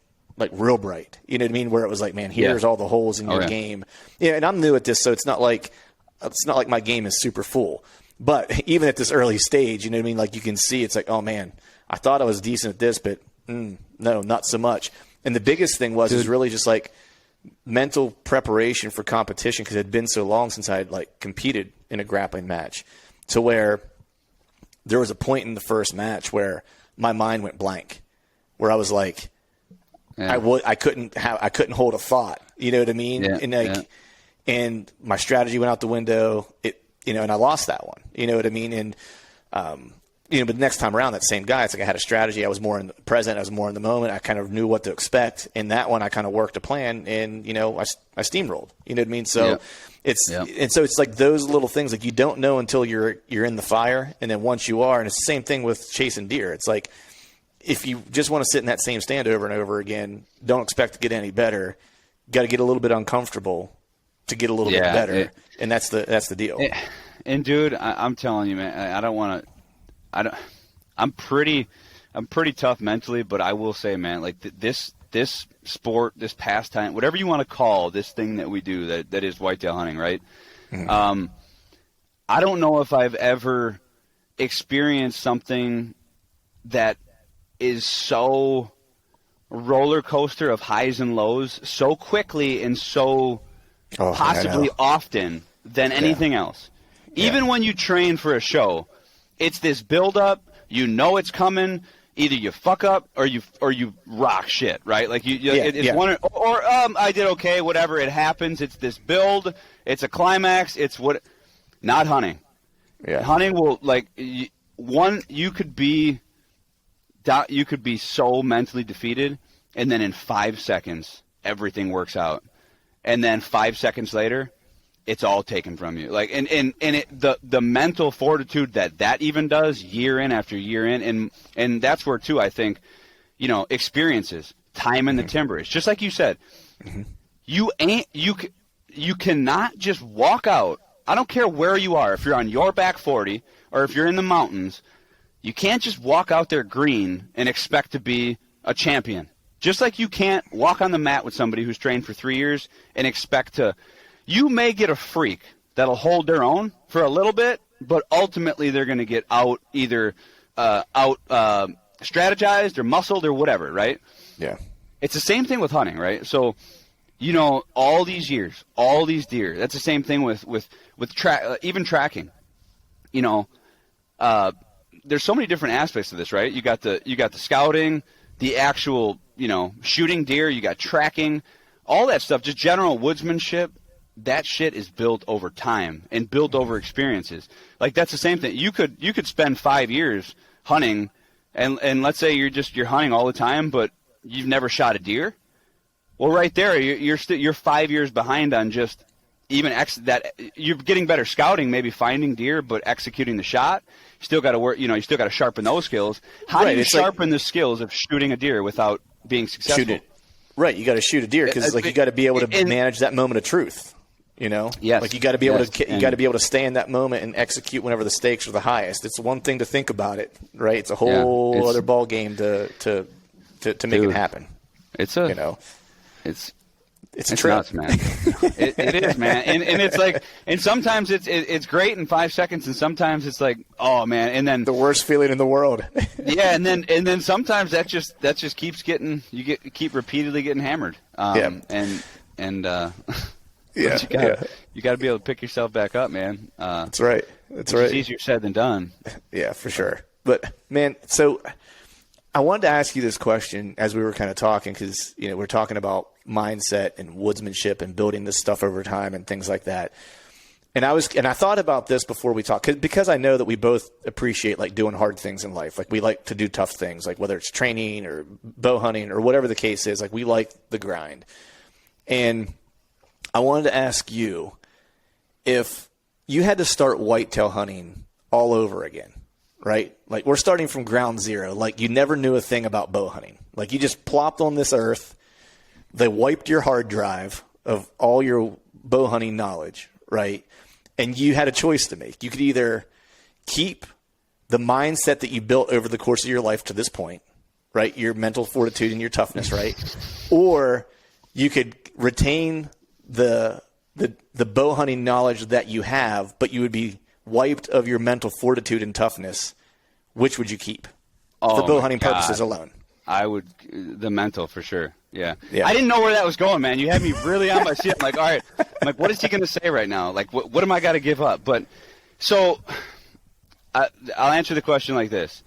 I'd have to give up the knowledge because the reason I was able to attain that knowledge and attain it so quickly is only due to my mental fortitude and whatever has been driving those wheels back there. For a long time ago, a young me, it was a whole different reason than it is now, but it's always been there. And that sort of whatever's got you turning, something has to get you out there. It's like it's even like, you want to start working out. Maybe you want to get a girl. Maybe you want to look good. Maybe you want to, or even training. Like there's some guys who get out there just want to fight. They want to be top dog. They're scared. Whatever that is that you're using, that gets you that momentum and that keeps you going that's the spark. Because what is one of those big guys says that like motivation is just I don't know what the saying is, but it's the difference between I know what you're talking about because I recently I came across and actually talked to my daughter about it because it's like discipline is like doing a thing that you have to do that you don't necessarily want to do. It's getting up every morning and doing a thing because you should do it. Motivation is a fleeting thing because it requires something or someone to entice you to do the thing that you should be doing anyway. But it was said super eloquently. Like it's like a you like and I just butchered it. We sounded like two idiots. But anyway, so I take that too, and I even correlate that to this. So even my past season this year, right? If I took, so it's like you can know things, but if you don't have the willpower to stay in there, like if you just don't have it's like I also think too. I think fights are won in the mind before they're even won technically. I mean, you could argue that maybe I've never done jiu-jitsu and I know it's a very technical thing, but I would take a strong mind over a strong body any day. Like it's I've literally seen it. I've seen people, I've seen it in deer, I've seen it in humans, I've seen it like there's some people who have that edge. Like I don't think you can become a great fighter. I think you're born a great fighter. I think there's some people who have. When I'm talking now, great levels, right? Yeah. So I don't think you can just train a guy. I think he has to have that mental edge, and that mental edge, and that might be bullshit. It might not be true, but that's what I think. So I'd have to. I think you see even when you look at just take like maybe even more popular sport like football. It's like. I've known a couple guys who were like played. We're getting into the weeds now here. I'm not. Yeah. Well, I'm just saying. Okay. Yeah, we're not going to. I just don't follow football, so hopefully we'll. But you'll sometimes see a guy get drafted or whatever who has all the physical skills, right? Like great 40 time, explosive, good hands, like whatever, right? Gets to the NFL and just isn't that guy. Right, because when he was in college, he was still so supremely athletic above most of the competition that he still stood out. But when you narrowed that gap, and now the difference between the best guy and the worst guy, you're talking about degrees of separation. Like there's not a huge difference between the number one draft pick and the last guy. Like they're all athletic freaks, And then it becomes more about mindset. And like the way you always hear it in like the NFL or whatever, is like, does he have a dog in him? Is he willing to fight and scrap for everything? And then that's 100%. When you see a guy who was in the fourth round ends up becoming a star because, he was capped from an athletic standpoint, which means people didn't put eyes on him whenever athleticism is what made you stand out in college, typically in high school and college. But when he got to the pros and became a mental game, then the mental toughness became the reason why he surpassed everybody. Yep. Same type of thing. Who's a top level jiu-jitsu guy? Well, I mean, Gordon Ryan is like the best of the best. Like right now, he's the GOAT. Is anybody but even you'd probably agree that Jordan Ryan scale, right? Oh, sorry, Gordon Ryan. Sorry, I didn't mean to butcher that. On that scale, there's probably some guys that could hang with him, right? I mean, like in a general speaking. Generally speaking, he's won I think it's 61 straight matches or something like that. Like at the, so let's say I gave you all of Gordon Ryan. Gordon Ryan. Damn it! Oh my God, Gordon Ryan's ability, right? And you got it all, right? You got it. You have all you walk in and somehow just get your ass kicked, just get leveled. Yeah. I mean, if you don't have the mental strength to go back in there, if getting mopped the floor did that much damage on you, knowing how to make those moves and you know what I'm saying? I think it would be moot. Right. Well, yeah. I mean, you can even look at the guys that are the closest to him in competition. He's technically a better jiu-jitsu practitioner just because his technique is so sound and so advanced in how he trains. But he also beats them in the mental game. He is just so mentally strong that because his training is so good, because he's so mentally tough when he's training, he puts himself through hell. That way, when he gets to the match, he'll do a no time limit submission only match. And the one guy, not the last fight, because his last fights were ADCC, but his last one-off big promotion fight, it was a no time limit submission match, and it ended up going, I think it was 40, 45 minutes, and the guy just finally that he was fighting and just said, "I'm done. I don't want any more." He didn't even submit him. He just verbally tapped because he was "I'm gassed. I'm done. I can't take it." Yeah. And it's just he was still good to go. He was just getting warmed up. He could have went for 2 hours if he wanted to. So now on that same note, I think if you took that guy and stripped all of his knowledge about, he would still become Gordon Ryan. He would become that guy so much quicker. Exactly. Yeah, exactly. And I thought you would answer it that way. So yeah. For sure. But speaking of making things hard on yourself, so you switched to traditional archery this year. Yeah. So what was that all about? Was that just more of the screw this, I'm gonna try it because it's supposed to be harder and we're just gonna make it happen? Yeah. Well, I mean, so there's a couple different things here. For one, I've always been fascinated by instinctive traditional archery, right? I've seen guys shooting traditional bows with sights on them and whatever, and whatever. But just looking, dating back, right? Looking way back to, hundreds of years ago, all these, archers, right? In the medieval times or the Mongols or whatever, Native Americans, the idea of instinctive archery has always been fascinating to me. That you can grab something and be that in tune with your mind and instinctively just be accurate and kill something, and it's just always fascinated me. So it's always piqued my interest. I never dove into it really. So, but it's always been there. So I've always had a respect for those people that were out there hunting it, and I knew it was a handicap. Anybody who say it's not a handicap just doesn't. I don't think they know enough. So right. But so that. Combined with I've been wanting to do it, but I never felt like I was really I was still on this internal mission to do something.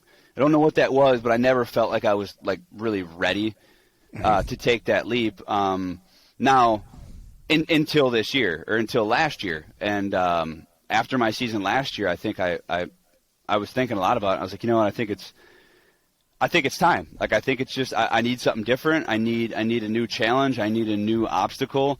And like you mentioned, this thing is about doing hard things. As well as a lot of other people that listen to my podcast, I do not shoot my bow. I mean, as far as compounds go, I've never shot my bow. Might shoot it a couple times a year. There's been time, back in the day when I was younger. The reason being, I never seen any correlation to me practicing archery and me killing deer more or better. The way I hunt is all about up close, personal, guerrilla type stuff. And me spending time on a range never. There was one time where I thought to myself, because longest I've ever shot a deer is about 21 yards with a compound. And there was one year where I was like, you know what? I'm fed up. I'm sick of this bullshit. I'm gonna start smoking these things at I'm gonna extend my effective range to 35 or to 40, Because dude, the amount of giants that have gotten by me at 30, 35 yards is just stupid. But I don't get pissed about it. I just make an adjustment, get closer, and then try and kill him. I know my effective range, and I was always just 20 yards in, like whatever, they're done. So I thought that one year that I was gonna, hey, I'm gonna spend a lot of time shooting my bow, and I'm gonna start killing these things at farther yardages and just really start killing it, quote unquote. That year, I leg shot a bruiser at 5 yards. Smoked him in the leg at 5 yards. Dude, and that scarred me so much. I spent all that time trying to get good at 35, 40-yard shots and whatever. And even though I was, like, confident in shooting or whatever, that happened. And from that, and, that point on, I never seen a correlation between shooting and killing more deer or being better. Because to me, it was always, I've been obsessed with hunting, not shooting. Like, there's some people that can smoke a deer at 60 yards. To me, if you said, hey, I'll guarantee you a kill shot at 60 yards, go get 60 yards, go hunt and get within deer, I'd be like, I don't even want to, like, it's not even like, it's why I've never gun hunted. I think it's a different game. No disrespect to anybody who's doing that, but when you start making 60-yard shots, that's more of an archery challenge, not a hunting challenge. It is not that hard to get a 60-yard opportunity at a whitetail. It's not. I mean, well, to me, or whatever. I'm using that as a reference, right? Yeah, no, I get what you're totally saying. I agree. So I got to a point too where, and I would say this, like, this is the example I used from talking to somebody else. Like, let's say there's 10 of us bow hunters, right, standing around in a circle, and I asked all the guys, hey, let's say we're all hunting a farm, we're all hunting this just magnum 230-inch buck, right? And I asked everybody, hey, let's say we call them tickles, right? Hey, if tickles gives you a 15-yard shot, if tickles gives you a 10-yard shot, you gonna smoke them? No, like nobody would say, like nobody would have to think about it, dude. You're so dialed now with today's bows and the compound, like. There's no even thought process or concept. Like, yeah, you still gotta. I understand you got to shoot your bow a little bit and at least understand. And it's more about executing in that moment. But what I'm getting at is there's really no challenge to making a 20-yard shot with a compound bow in my mind, right? Right. Yeah. Maybe to somebody who's never done it, but I guarantee you could give me the most green person in the world, and I would get them hitting a pie plate at 20 yards inside of 30 minutes. And if they could keep their composure, they could kill a deer at that range. They're killing a deer, absolutely no problem. Yeah. I mean, I'll get ridiculed for this, but I think you could probably train a monkey to use nowadays compound bows. Right. And I'm just saying. Okay, so well now I went. So then there's this world now of interjecting a whole new challenge. Now it's not. Now you take 10 guys, give them a bow at no sights.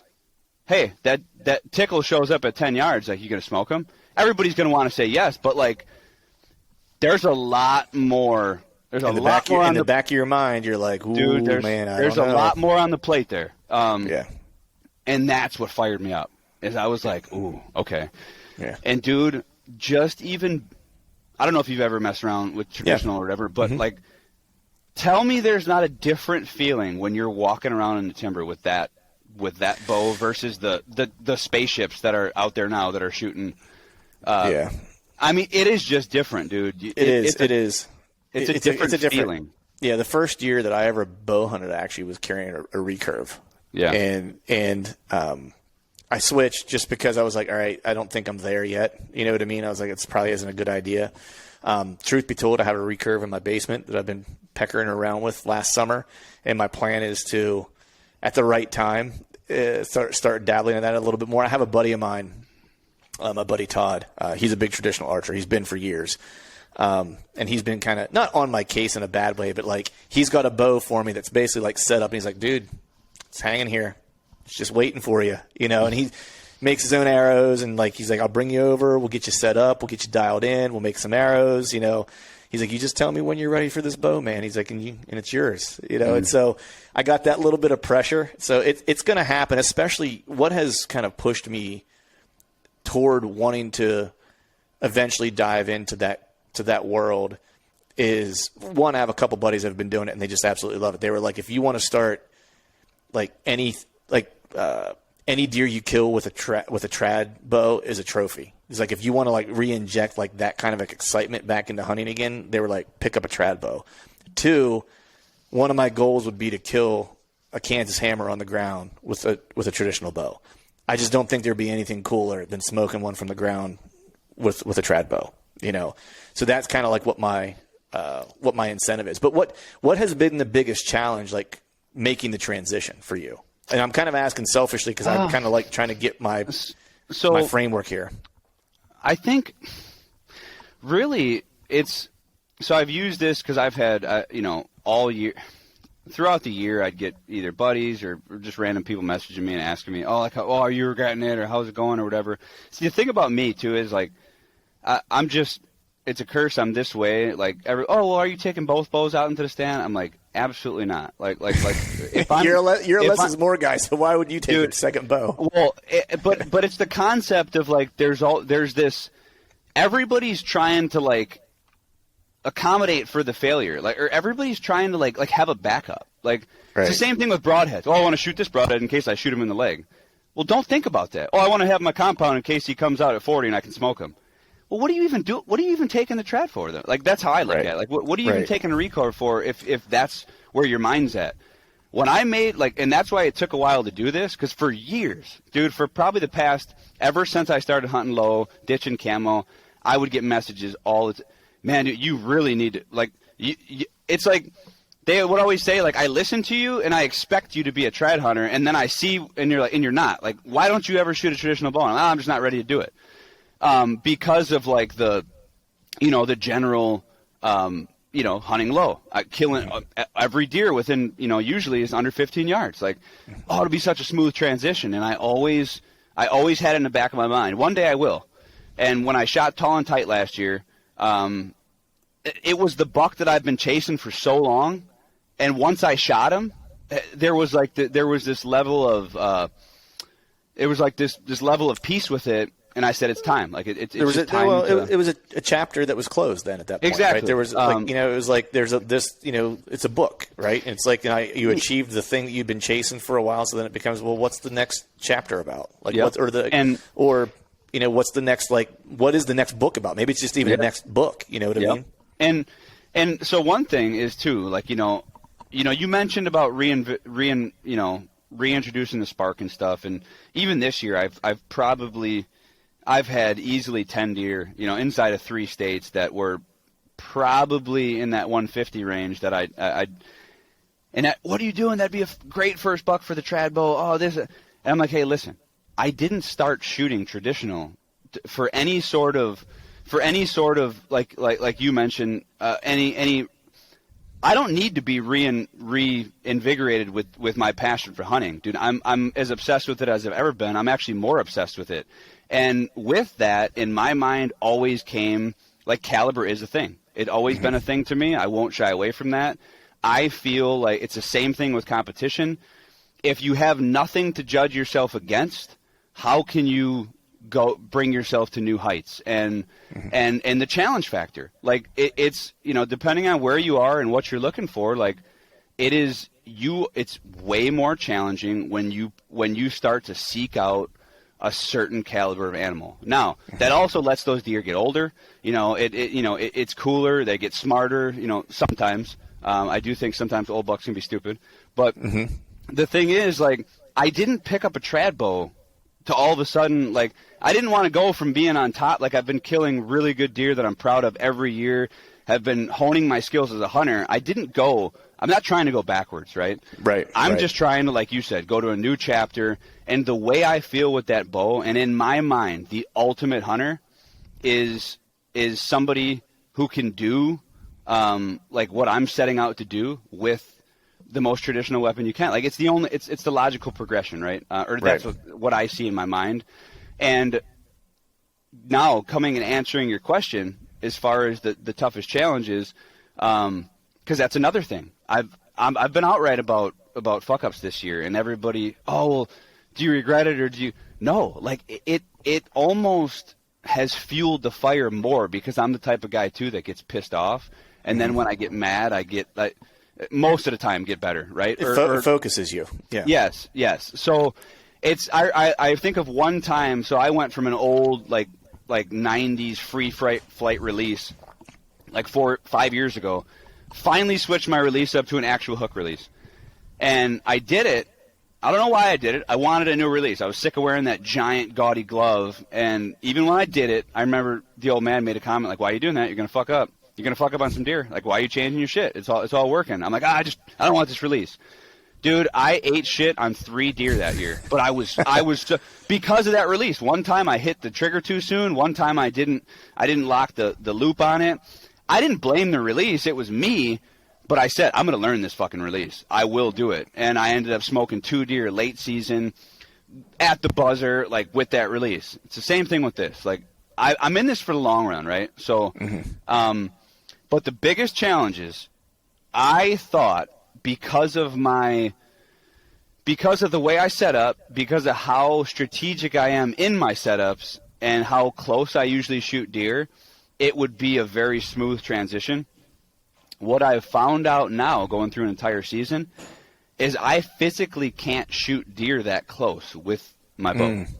I just, the parameters aren't there. Like a couple of the deer. So I shot a couple deer this year, and the couple that I shot were inside of 5 yards, and I started to realize.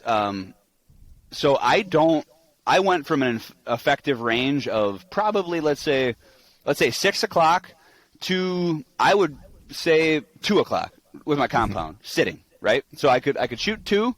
I could shoot all the way to 6 if I had the clearance, right? Maybe even, I might even be able to squeeze 5, like if I leaned around the tree. Right. So initially, I'm thinking, there's not going to be too much difference. Big difference. The limb angle. Yeah. I lost from 6 to 4 pretty much. Lost that, and then also lost. I can still get pretty far this way sitting down, but the biggest impact is this way. Yeah. Never accounted for it. Like, to physically shoot a trad bow sitting down, like either my string would hit the stand. I had a 175-inch bruiser under me at 6 yards, went to go at full draw. I hit the side of my I hit the side of the stand with the hook of the limb. That sucker looked straight up, just a rookie mistake, but looked straight up at me, took off. All these things, I felt like this is my best correlation to, or my experience. I felt like I felt like I was reborn into hunting whitetail, but with all the knowledge I had at the start, or like if you took me and jetted me back to the beginning with all my knowledge now, but gave me a foreign weapon. So it's like, I'm not honing, the woodsmanship is there. I found myself inside of 10 yards of more bigger deer than I've ever been in my life in this one season. I just couldn't seal the deal. Like, and it was the I ended up getting, which was awesome because I'm hard on myself too. So I look, it's a failure.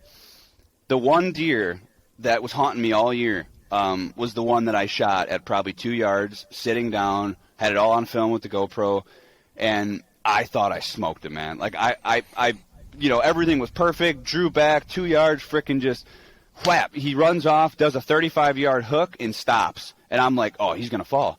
I look at him. I immediately see blood coming out, probably 4 or 5 inches behind his shoulder. I'm like, he's toast, and he doesn't drop, and he doesn't drop, and I'm like, what the hell is happening? Then he kind of just slugs off, tail tucked, and I'm like, what the hell? Now this is a rainy November morning on a ridge, random cruising deer, which usually I don't hook into, but comes through. So I start tracking him. Turns out, in my mind, instinctually, I'm looking, sliding back from that shoulder, wanting to hit that point.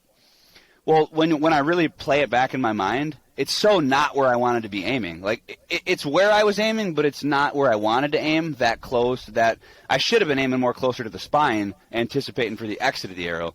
Right. But the way it happened, I got handcuffed. I couldn't let him get any farther. Anyway, I ended up nicking one lung, and I got his stomach. And I never found him.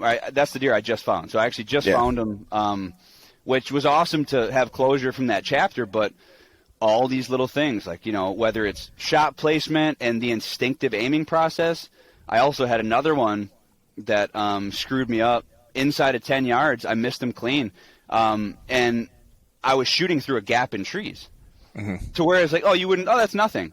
Well, instinctively shooting through a gap of trees. When I started to think about it, that was the fuck up. As I started to think about it, I had him right there. His vitals were open, and I'm like, and he was kind of sensing something was up. So I could have waited for him to clear, but I'm like, oh no, it's a perfect shot. And then that last split second, I just started to think of how low my arrow was, and I don't take any reference on my arrow, so I never should have worried about that. But I'm like, oh, it just doesn't seem right. And I just remember inching that thing up just a little bit, thinking he's so close that let me just cheat that and make sure that, like, it's good for the gap.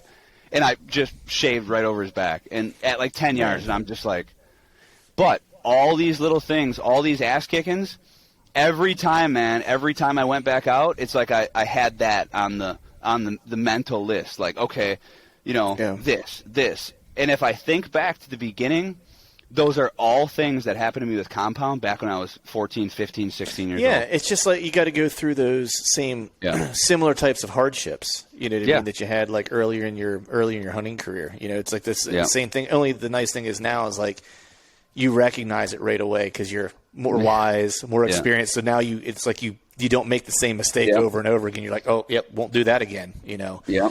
But dude, so I want to talk about the deer that closed the previous chapter in your book, because I haven't talked to you since you killed that deer. The tall and tight, right? Was what that's what they called what you named him, locals or whatever.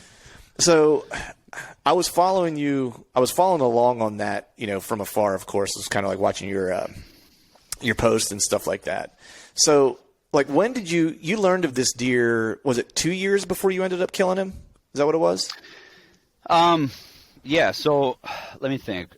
A buddy of mine was hunting him the year previous to.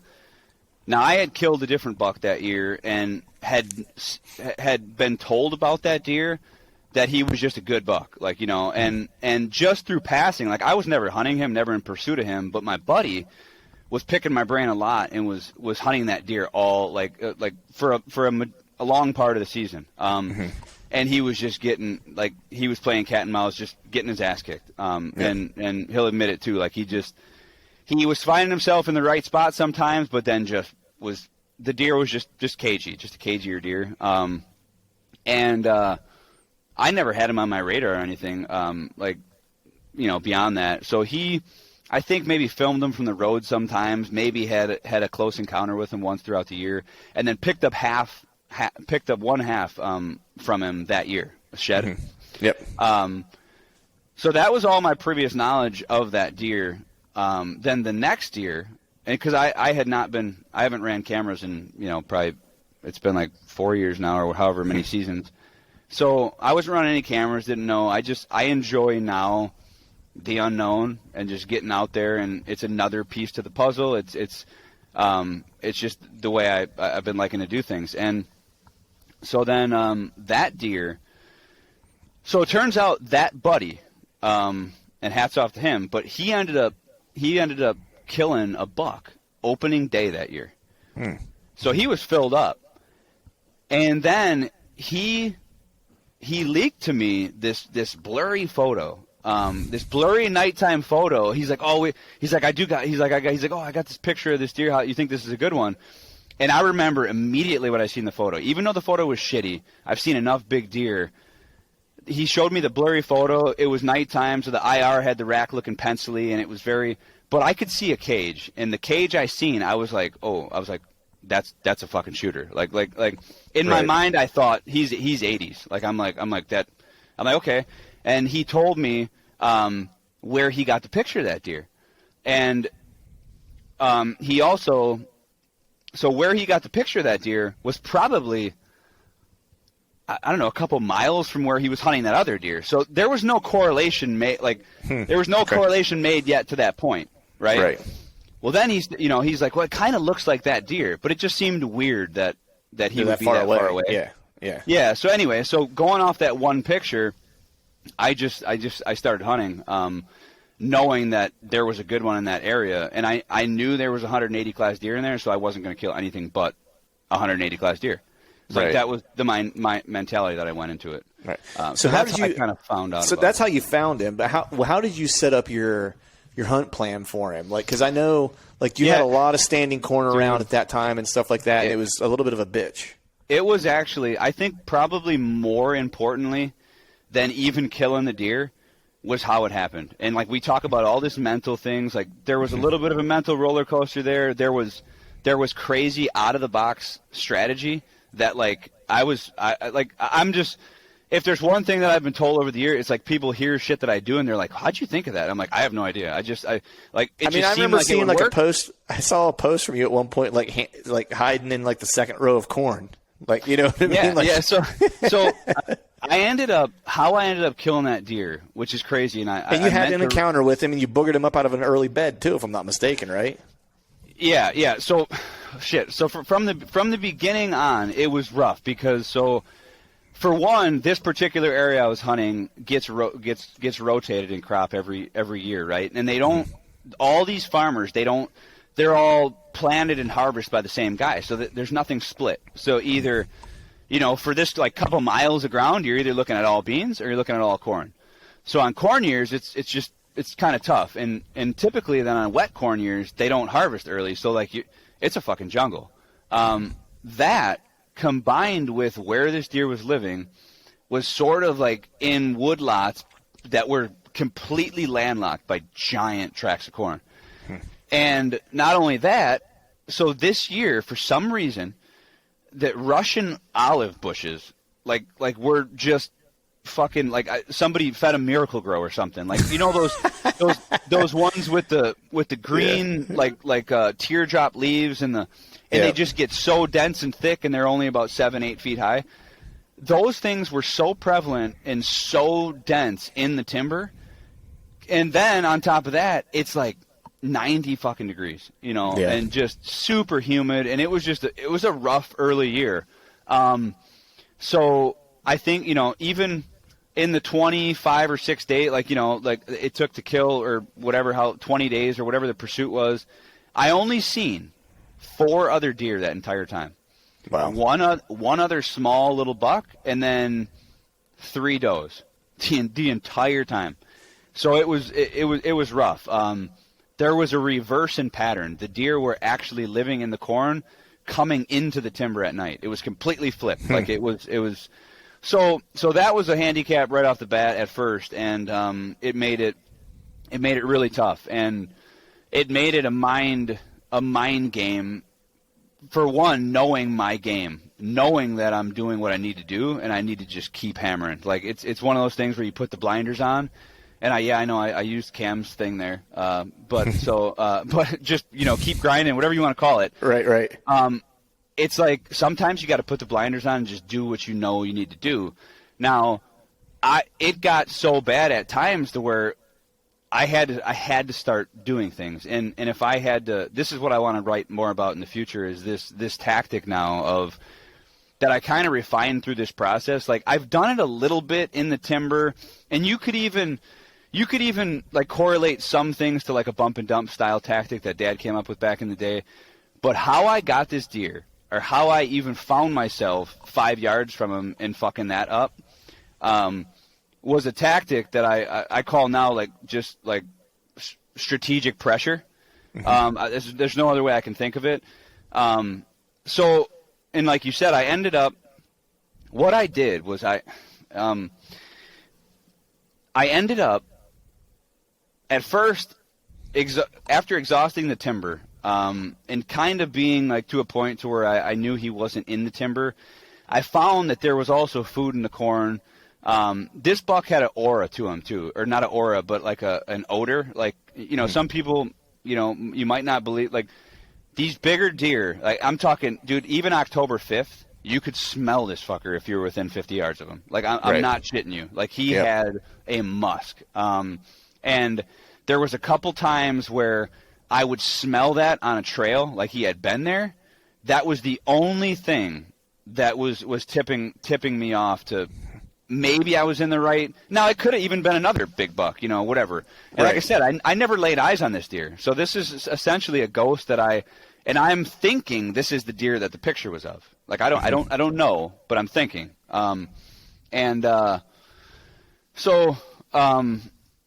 I started I was beating my head against the wall with all this corn. So what I actually did was I was like, you know what? There's got to be a way to do this. Like, it might take a long time, but I wonder if this will work. So what I did was I looked at the corn. I looked at all the corn where I thought he would potentially be bedding, and I applied.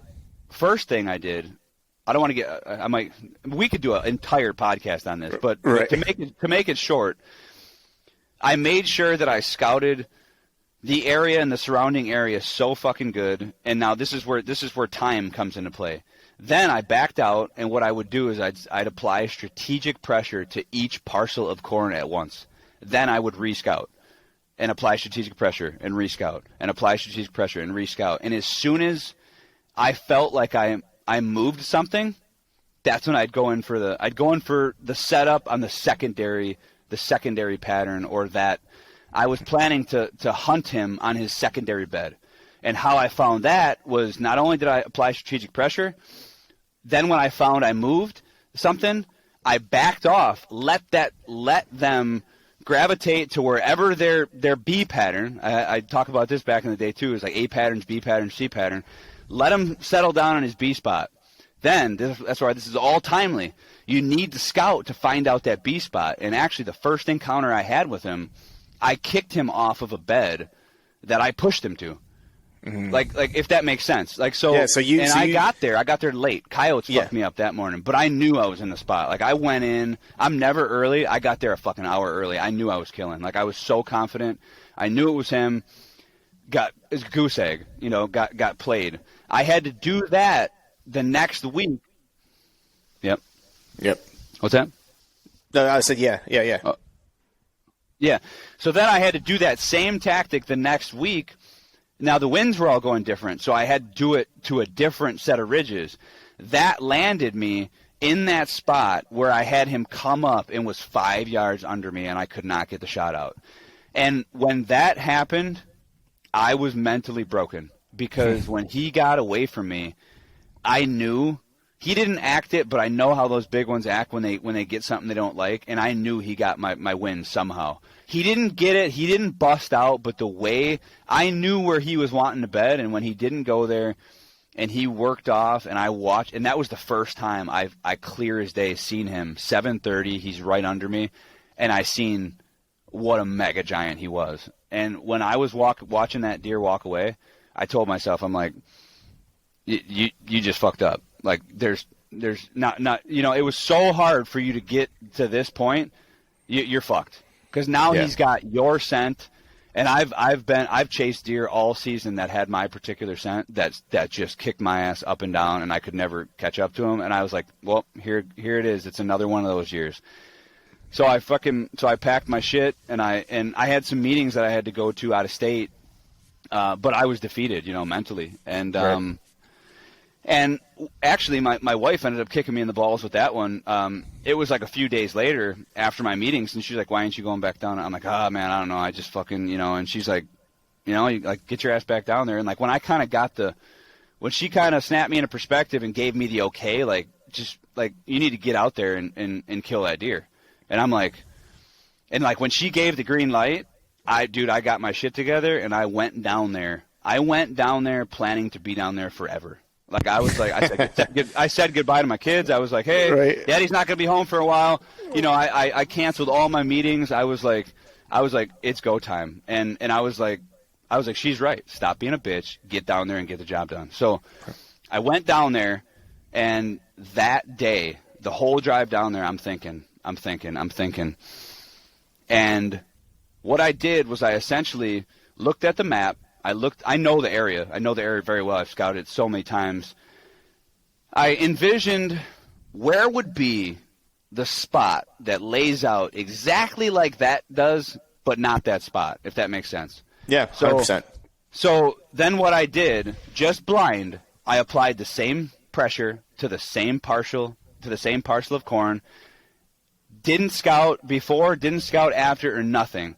Went in that next day on this spot that I thought laid out the same way and smoked that fucker at 13 yards. And the thing is, his C spot. That was a C spot. Well, it was his new B spot. Because that motherfucker was never going back to the previous B spot.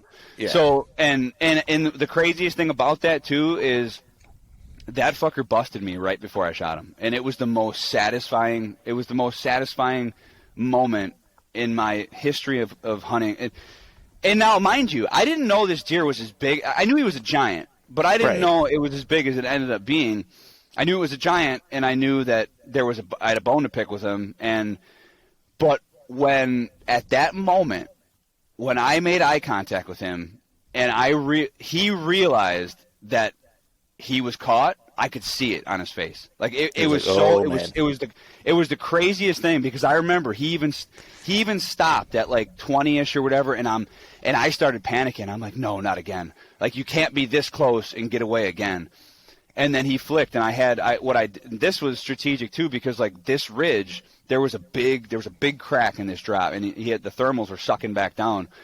And I knew that if he got too far, he'd get that hook of the wind. But when he eased back up and came in that final 5 yards, as soon as he hit, and he was like about 13, whatever, in my range, as soon as he hit that spot, I seen his ears perk back. He caught an updraft of that wind, and he went statue, and literally like his eyes, and he literally started to come over and pinpoint where that scent was going. And I freaking smoked, and I squeezed it off, and it was like the most satisfying moment I've ever experienced in hunting. That's awesome, man. That was what did he end up scoring, man? That thing was huge. I'm gonna have a buddy officially score him, but I grossed him at 204. So he was he actually I think he might have. Something in that range. Like, I know originally we taped him by the campfire, in that, and then but I'm gonna have him officially scored now that I just got the mount back, man. He's a beauty. But yeah, so he was he had 192-inch typical frame. Damn. And then, just a, dude, I don't know, man, just a monarch. He was a freak, man. And that's a damn fine place to end the first book of your of hunting, to start your next book. Probably a damn fine place to wrap this one up. I feel like we could do like 3 more podcasts, man, because we haven't had a chance to catch up in so long.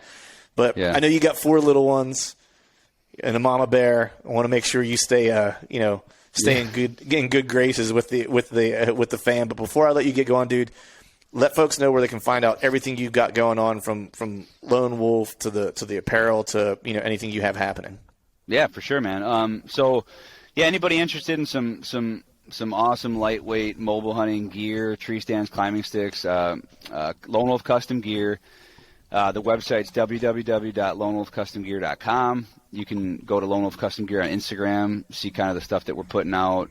Sign up for the email list. You'll get all sorts of cool goodies with that and notifications.